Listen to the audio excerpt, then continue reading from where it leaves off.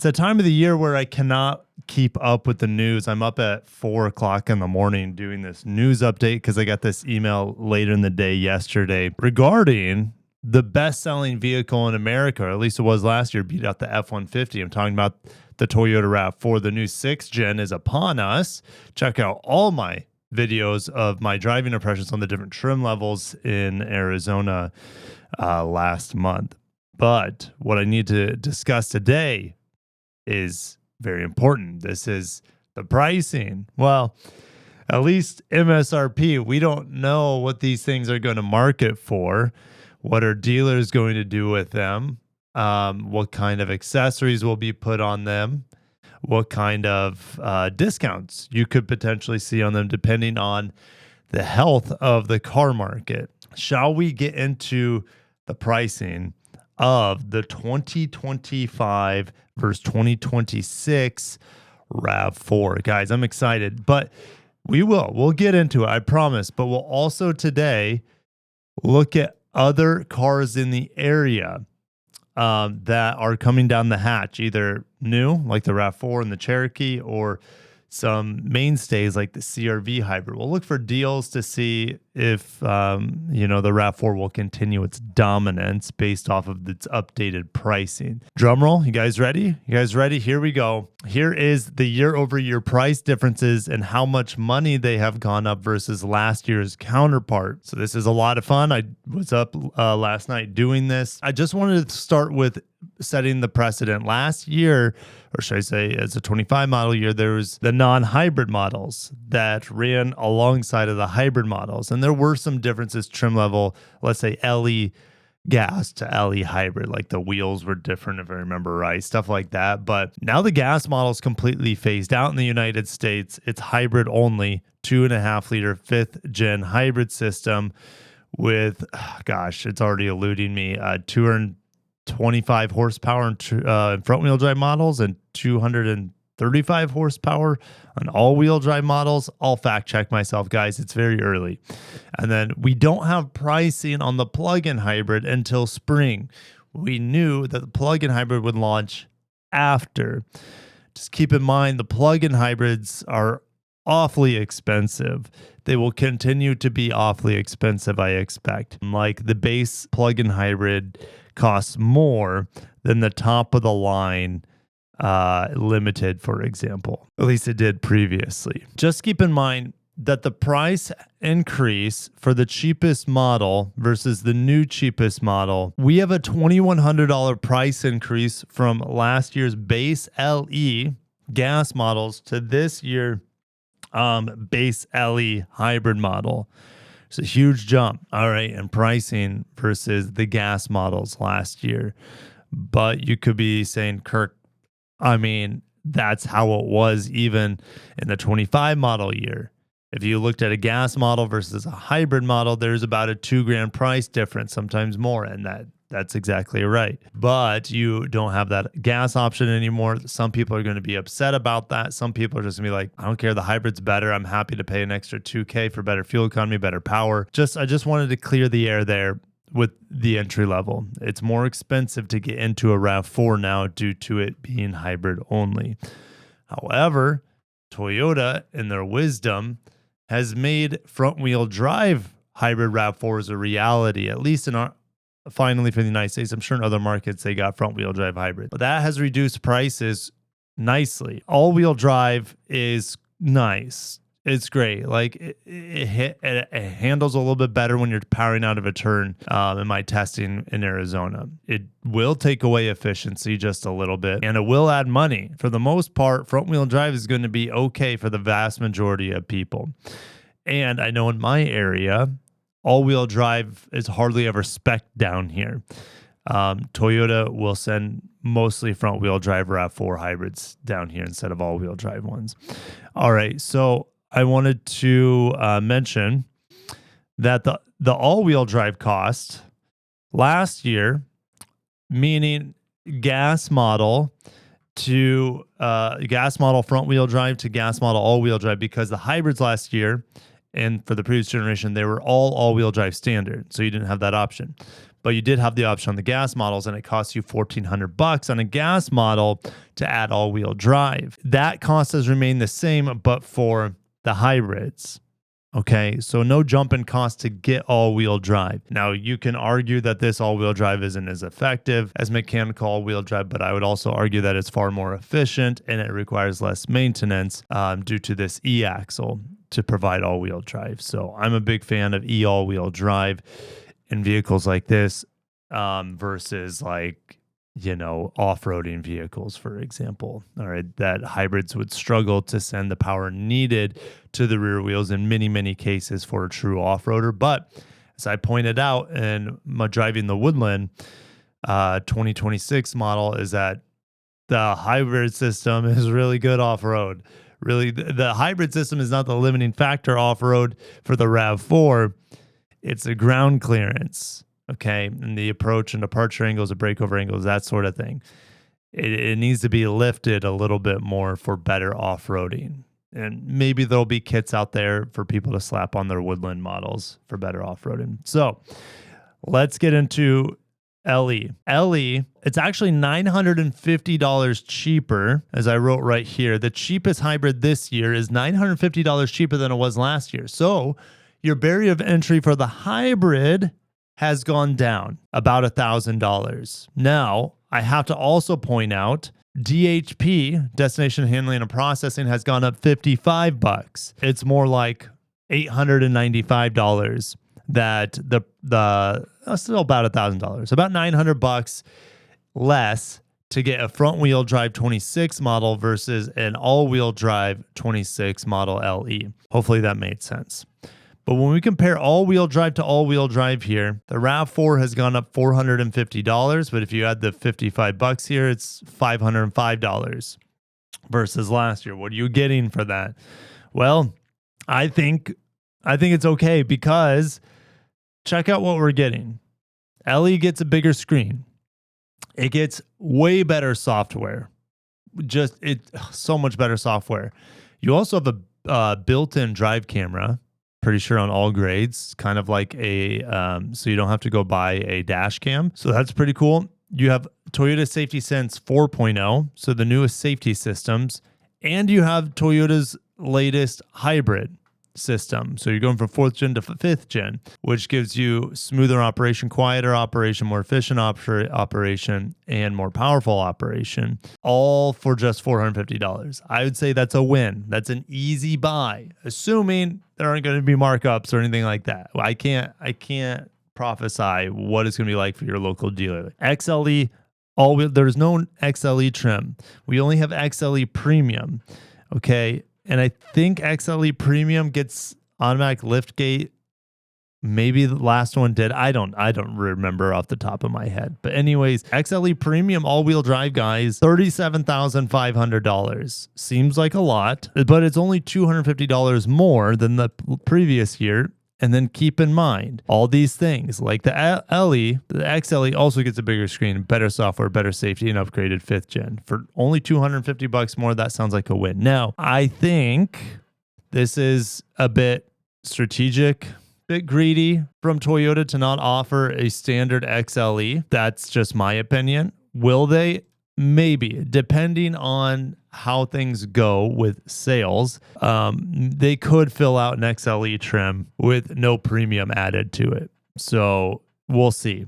Time will tell. Maybe the LE is equipped well enough now to kind of phase out what was the XLE. We'll see. But that's a pretty big price gap, guys, if you look. All right, yes, you can get the XLE Premium front wheel drive actually for less money than the previous XLE Premium all-wheel drive. A $4,500 price jump, it's early.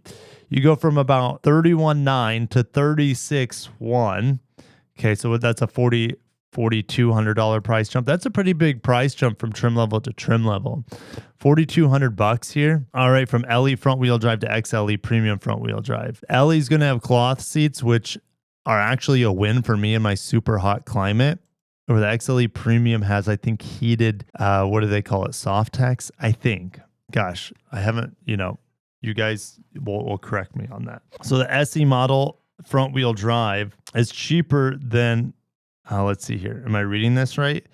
SE front wheel drive is cheaper than the XLE Premium. So if you like the sportier looks, you can actually get into it for a little bit less than the XLE Premium. I didn't drive an SE. I don't think an SE was available at the drive event. The XSE was, and I wasn't impressed by it. XSE front wheel drive under 35K, goodbye. If you compare SE all wheel drive, this year versus last year, it's gone $550. But again, add the $55, so we're $605 more expensive than last year's all-wheel drive. Still probably worth it if you're an SE buyer. The Woodland has gone up massively. It is now a hair under $40,000. And I'm not adding DHP. Remember, you got to add, where is it at? $1,450 to all these prices. You have to add that. I didn't add that in today's video. Okay, so you just have to keep in mind, not only is destination more than last year, it's $1,450 that you'd have to add on to every single one of these prices you see on the right-hand side of the screen. So with that being said, $39,990 plus $1,495 is about $42,000, something like that, or $41,500, which is almost $4,000 more than last year's Woodland. Why is it so much more expensive? You have the multi-train camera, which is really nice. It comes with a standard tow hitch. Maybe it has, as a result, also better cooling for towing compared to, I don't know, compared to last year's Woodland. It's hard to say why the price jump is so massive here. Yes, it has unique wheels. It has all-terrain tires. It has standard roof rack. Maybe that. The Woodland was my favorite trim in terms of aesthetics, and I like how it drove too, but it's awfully expensive. Is it worth it? $6,000 more than an LE all-wheel drive? I could put all-terrain tires on an LE, change out the wheels as well if I wanted to, even though they come with alloy wheels. Yeah, I mean, you guys tell me. Do you think it's worth it? The screen size is the same. Now, I will say the Woodland gets a better sound system than the XLE that I remember. I was not impressed by the XLE's sound system. I thought it was bad. Okay, so the Woodland gets a better sound system, and that could be a big draw for some of you guys, but that's a big price jump. If I was looking at an XLE, I would just get the Woodland, but if you're not into that vehicle's add-ons, I've been a base model guy for a while now. Watch my review on last year's RAV4 LE. Watch my reviews on the Camry LE. Incredible buys. The bang for your buck is out of this world. The sound system and the base Camry LE is fantastic. All right, so I'll have to test out this guy if I get a chance with my local dealer, because I know I'm not going to get it through the press fleet. So, all right, stay tuned for base LE RAV4 at some point, maybe in the next year, because these things are going to be going off the lots quickly. Let's move on to XSE. $41,000, an increase of nearly $3,000, about $2,800 plus due to the destination going up. Is it worth it? I don't know. I wasn't impressed by the XSE. Felt heavy with that glass roof on top. And again, I don't remember if that's standard or if it's optional. The wheels, because the wheels were bigger, the ride quality was good, but it wasn't as good as the competition, or should I say the lesser trim levels. And I thought it would handle a little bit better due to less sidewall on the tires, a thinner tire, but I was still really impressed with the handling of all the other trim levels. That's something the RAV4 has taken a big jump with its upgraded rigidity and whatnot. I mean, there's going to be people out there that just want all the cool features in a sporty package, and the XSE is there, and they're going to be paying for it. Limited also went up over $2,000, not nearly as much as the Woodland went up or the XSE went up, but the Limited went up $2,000 as well. Remember, some of these are not apples to apples. Let's say it's XSE and Limited. I don't have the trim levels memorized, and so sometimes there are, let's say, packages that you'd have to put on an XSE that are standard now on the 26 model. Just keep that in mind. Equipment here is not always the same. Maybe the Woodland had an extra package which comes standard on the new model. So for example, let's go to the builder. Hybrid Limited here. Let's build. Okay, what are my packages? advanced tech pack. These things, for example, are probably like the wireless charger for sure is standard on this. And I think these things might be standard as well on the new one. So heated seats, so heated steering wheel, rear outboard passenger heating. That's probably standard now on the Limited. Just keep in mind, we have about $2,000 in packages that I believe are standard now on the Limited trim. Now, head-up display is available on Limited and XSE, but I don't know if that's standard. So for example, on the Limited, we get the standard panel roof, standard hands-free power lift gate. You get the bigger screen here, a 9-speaker JBL, heated rear outboard seats. Like I mentioned, heated steering wheel. So you don't have to, and look, digital rearview mirror standard as well. Okay, so while these, and I'm not going to do it for every trim level, we'd be here all day. So while these things have gone up, they include the packages more that the previous model years were add-ons. For example, the heated steering wheel and the heated front seats, which was a $1,000 add-on on last year's Woodland. You have that standard here, the leather-wrapped heated steering wheel and windshield de-icer. So that package built in, and it's going to be the same for the XSE. These packages are now built into the XSE, for example, instead of being add-ons. So it seems like Toyota has simplified it. They're like, hey, we're just going to build all XSEs mainly this way. We're going to build all Limiteds mainly this way, Woodlands mainly this way.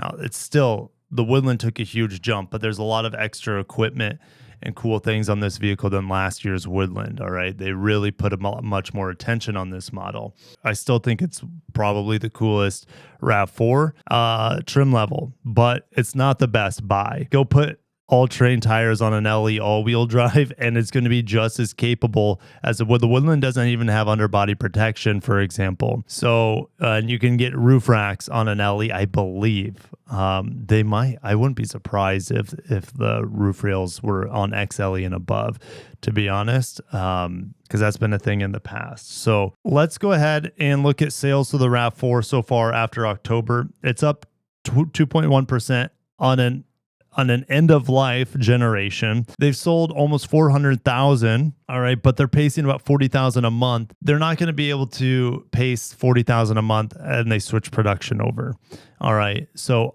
I don't expect them to beat last year's sales record of like 475,000, but they're going to be close. What are some other options out there? Well, the new Jeep Cherokee is hybrid only. I haven't driven it, and it is on way to dealers, but these things cost 42 to 45. There's only two trim levels, Laredo or Overland. They will bring in cheaper models over time. Okay, maybe Limited's in there as well. All right, but these are well over $40,000.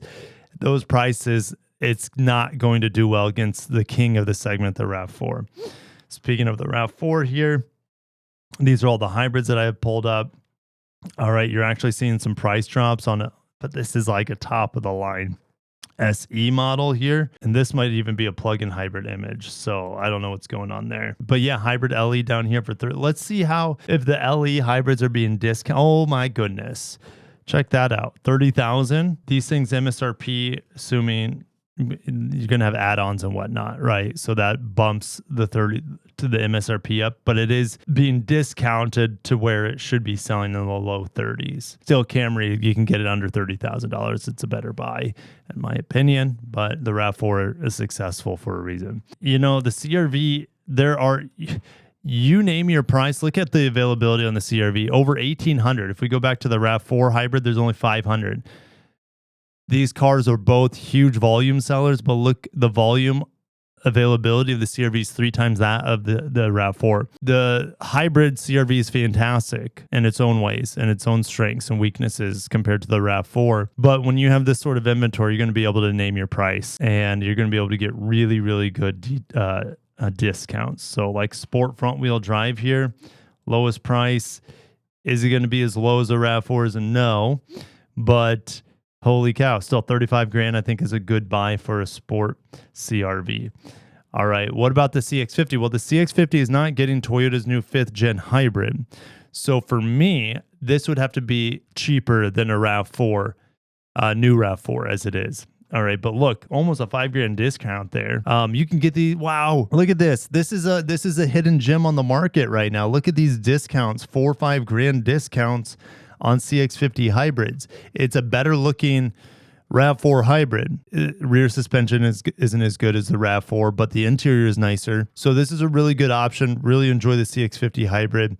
I would probably only get the base trim because what you get on the upper trims just doesn't make sense. They don't give you enough features for the money on the upper trims with the CX50 hybrid, but the base trim, the base preferred here, really good buy for the low 30s, sometimes in the upper 20s here. I just triggered my Alexa and she changed her voice, you know, because everything's getting so AI focused. They sound like a real person now. I almost prefer the older sounds of where it sounds like you're talking to like a robot. But anyways, you guys know it is. Eventually, Cortana from Halo is going to be running our lives, for better, for worse. All right, Kia Sportage Hybrid here. These typically are pretty good buys. You typically get good discounts, but the volume's not good. Only 267. The Koreans seemingly aren't able to keep up with the hybrid demand here. Only 267. That's crazy. 26K. This is your best bang for your buck hybrid on the market. If you're thinking about buying a Corolla Cross, this costs less than a Corolla Cross hybrid, and it's better. It's bigger. It's roomier, about just as efficient, maybe even more efficient, more powerful. Sportage hybrid is a really, really good option. Really like that at the cheaper end. Okay, what about the Tucson? Tucsons aren't as cheap as the Kia. The Kia has that like just sheer value, I guess, segment in the market. Upper 20s as well. Really, really good buy for the Tucson. But the hybrids here are the best versions of these cars in this compact mid-size crossover segment, especially on the Hondas. The hybrid's way better. The Kia, absolutely. The Tucson, absolutely. It's hard for me to recommend a Honda, Hyundai, or Kia in this segment without the hybrids because they just don't drive very well. Okay, but the RAV4 outgoing gas model is very zippy. It was enjoyable. It made it on my A list on my spreadsheet this year. And I don't like the CVT at all on the CRV. All right. The hybrid, of course, is great, but not the CVT turbo. So with that being said, what do you guys think? I'll just leave the pricing on the screen here so you guys can sink your teeth into it. Are you happy with the pricing? You knew it was going to go up. You knew it was going to go up. And they also, like I said, seemingly melted into the packages on the upper trims. They knew, they're like, the people who want these upper trim levels, they want X, Y, and Z also into the car. So more times than not, seemingly Toyota was including those packages on those trim levels. So they just kind of baked them in now, seemingly. So really, the prices have gone up $600, $300, $500. LE is still such a great buy here, and you can get it in front wheel drive, and it is now the king of RAV4, bang for your buck. All right, LE front wheel drive hybrid. I got to test it to see if it's as good as the Camry LE hybrid. I don't want to get my hopes up because the Camry LE hybrid is stupid good. Really impressive, bang for your buck. And it, the LE gets a bigger screen here than the Camry's LE, but I guarantee the sound system's way better in the Camry LE than it is in the RAV4. But I got to test it to find out for sure. I'm going to shut it down. Thank you guys for watching. I don't know when these things will get into my press fleet so I can test them a little bit more. I'll do some fuel economy tests. You can't see it because it's dark outside, but I also have the Palisade hybrid that arrived yesterday, and I'll be doing a fuel economy test with that car too. I'm seeing crazy numbers with fuel economy on that Palisade hybrid and standard all-wheel drive. Like it's really impressive. And since I'm talking about that Palisade hybrid, go ahead and click the video around my face on my recent driving impressions with it in Austin, Texas. All right. Will my impressions change after living with it for a week? Yeah, they will, of course, as the dust settles on my observations with the car. So you don't want to miss how I think differently of the car after spending more time with it. All right. Have a great day, guys, out there. Happy shopping if you're going to be buying a new RAV4. It is a really, really fantastic car. They've made it better than the outgoing model, and it only goes up in price $500, $300, depending on the trim level, sometimes thousands more. But again, apples to oranges with the different packaging this time of year. All right. Have a great day, guys. Peace out. Stay safe out there.